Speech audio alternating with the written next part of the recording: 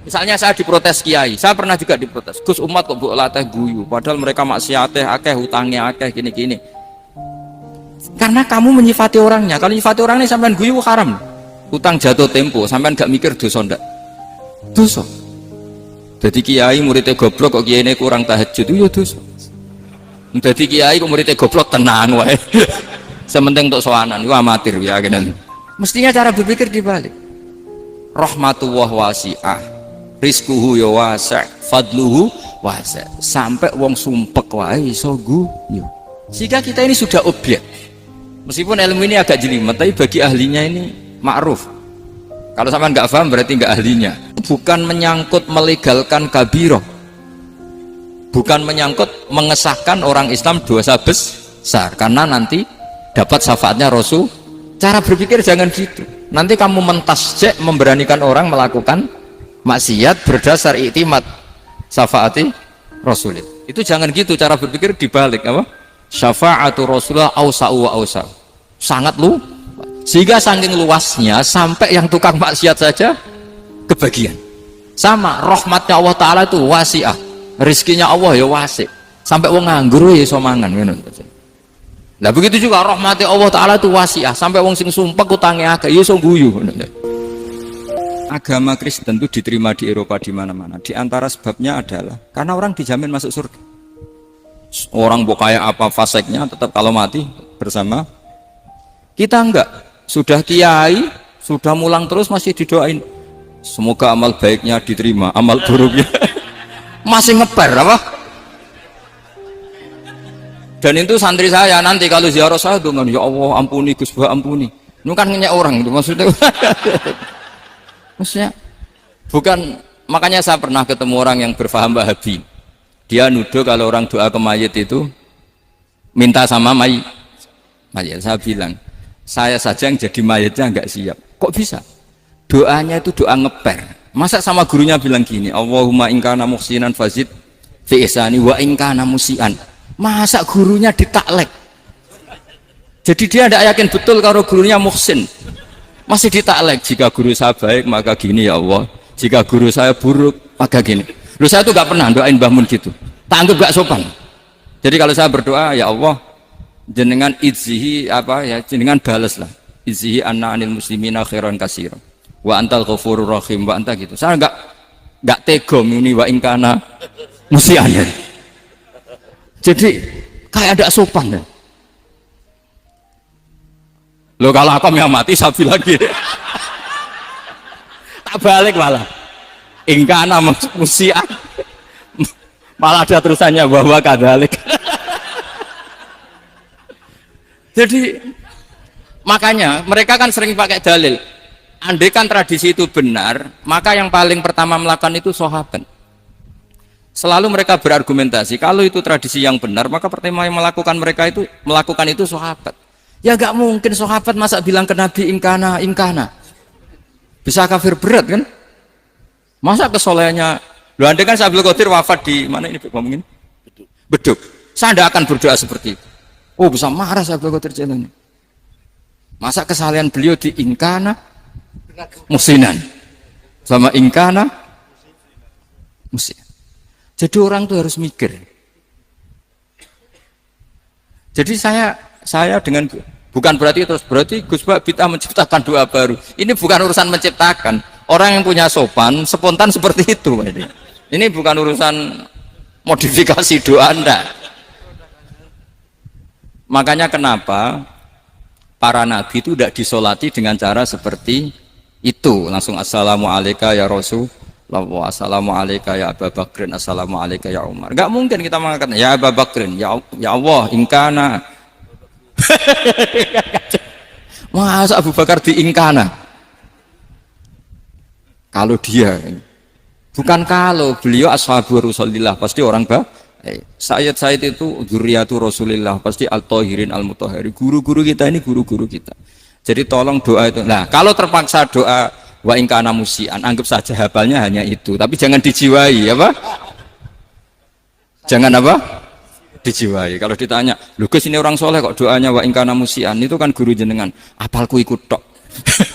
Tapi ora usah dimaknani apa? Karena sekali dimaknani nanti kan.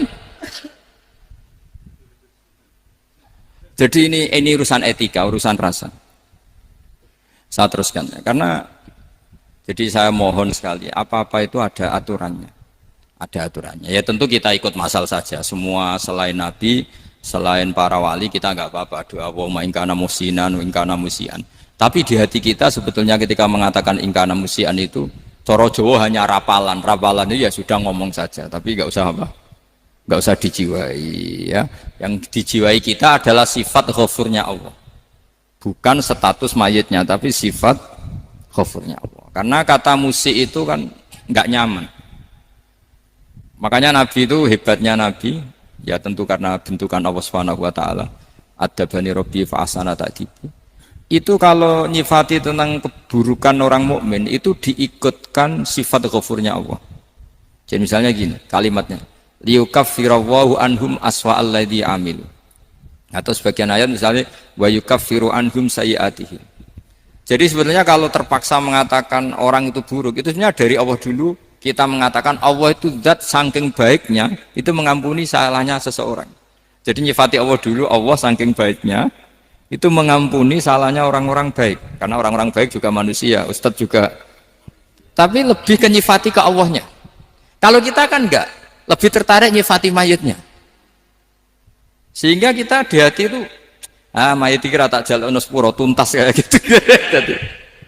Jadi, kalau di Quran tidak seperti itu. Jadi kita lebih mensifati Allah itu Ghafur, Afuwun Karim.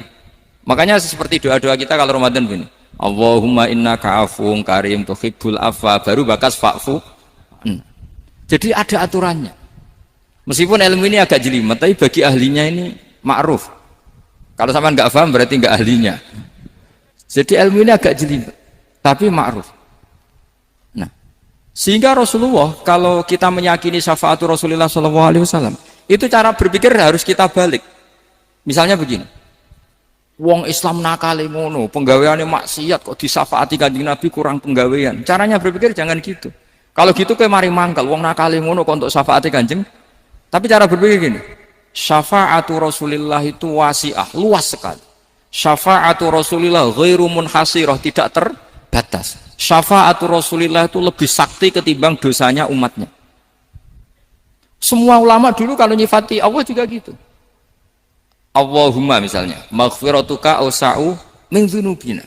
Ya, yang misalnya yang pakai mutakalim ya Allahumma maghfiratuka awsa'u min dzunubi wa rahmatuka arja inti min amali.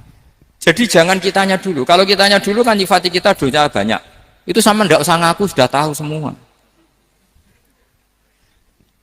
Tapi nyifati pertamanya apa? Allahumma maghfiratuka awsa'u min dzunubi wa rahmatuka arja inti min amal. Sehingga dari nyifati maghfiratullah yang wasi'ah, yang tidak terbatas, kemudian kita sah mengatakan bahwa ahlul maksiat pun mungkin atau berhak dapat ampunan. Sama. Syafa'atu Rasulillah itu ghairu munhasirah. Syafa'atu Rasulullah itu wasi'ah, sehingga salah riwayat syafa'ati li ahlil kabair min ummah. Itu bukan menyangkut melegalkan kabirah, bukan menyangkut mengesahkan orang Islam dosa besar, karena nanti dapat syafaatnya Rasul.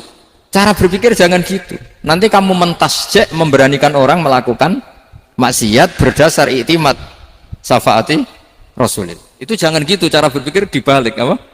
Syafa'atu Rasulullah awsa'u wa awsa'u, sangat lu, sehingga saking luasnya sampai yang tukang maksiat saja kebagian. Sama rahmatnya Allah Ta'ala itu wasi'ah, rizkinya Allah ya wasi', sampai wong nganggur ya iso mangan. Nah begitu juga rahmatnya Allah Ta'ala itu wasi'ah, sampai wong sing sumpah utangnya akeh ya iso guyu.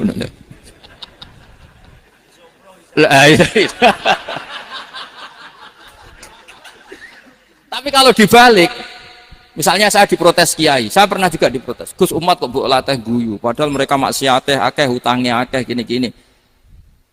Karena kamu menyifati orangnya. Kalau menyifati orangnya sampean guyu haram. Hutang jatuh tempo, sampean gak mikir dosa ndak? Dosa. Jadi kiai muridnya goblok kok kiai ini kurang tahajud itu ya dosa. Jadi kiai kok muridnya goblok tenang wae. Sementing untuk sowanan, itu amatir ya. Mestinya cara berpikir dibalik. Rahmatullah wasi'ah, rizkuhu ya wasi', fadluhu wasi'. Sampai wong sumpek wae iso guyu. Sehingga kita ini sudah objek. Loh, kita ini tidak subjek di alam raya ini, kita tidak subjek tapi apa? Objek. Makanya saya berkali-kali mengatakan, mbok kayak apa sumpeknya kita, tetap wong iso guyu. Karena apa? Allah mensifati dirinya wa annahu wa adhaka wa abka. Allah itu adhaka, zat yang memberi orang iso guyu. Wa abka lan zat sing maring wong iso nangis. Karena sifatnya Allah Ta'ala pasti nafidah, sifatnya Allah Ta'ala pasti terjadi. Dan kita objek.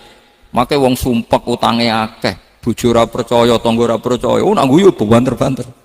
Karena Allah itu adhaka, zat sing maringi guyu. Wa abka, sudah presiden, sudah gubernur, sudah menteri, nah Allah kepengen nangis, no yo nangis. Coba ngeluhnya apa kalau misalnya jenengan seorang mantan presiden atau mantan gubernur, kadang anaknya calonan RT bo menang bunda. Ngeluhnya apa orang alim, misalnya alim alama, anaknya mau jadi jurumiyah raiso, susah. Kaya raya anaknya jadi pasien, susah. Allah punya cara untuk abegah, untuk bikin orang nangis. Nah karena kita ini objek, pasti sesumpek apapun orang yang bisa tertawa, ya bisa nangis. Makanya banyak ulama yang nggak terlalu serius mikir agama ini, bukan karena dablek, enggak, karena Allah mensifati dirinya Al-Hadi, yang memberi petunjuk.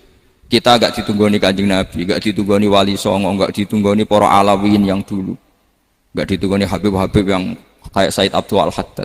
Tapi karena Allah itu Al-Hadi, yang memberi petunjuk, dan sifatnya Allah Ta'ala la budda wa ayat entakuna nafidah, sifatnya Allah pasti nafidah.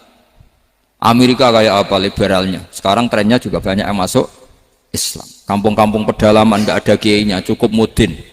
Kadang membawa agama itu orang yang ke situ mau nyari kayu. Orang di pedalaman Kalimantan, Sulawesi itu pertama itu nyari kayu, tapi bawaan hidayat, lama-lama bikin masjid. Saya pernah di Korea, ke sana orang nyari uang, niatnya juga nyari uang, tapi akhirnya tersiksa kalau enggak bikin masjid. Karena apa? Karena Allah itu Al-Hadi, zat yang memberi petunjuk. Maka kamu tidak usah khawatir, agama ini pasti jalan ila yaumil qiyamah, karena Allah Al-Hadi.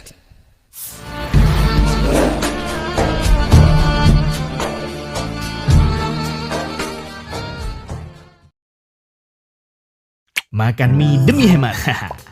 Mie lagi demi hemat. Lagi-lagi mie.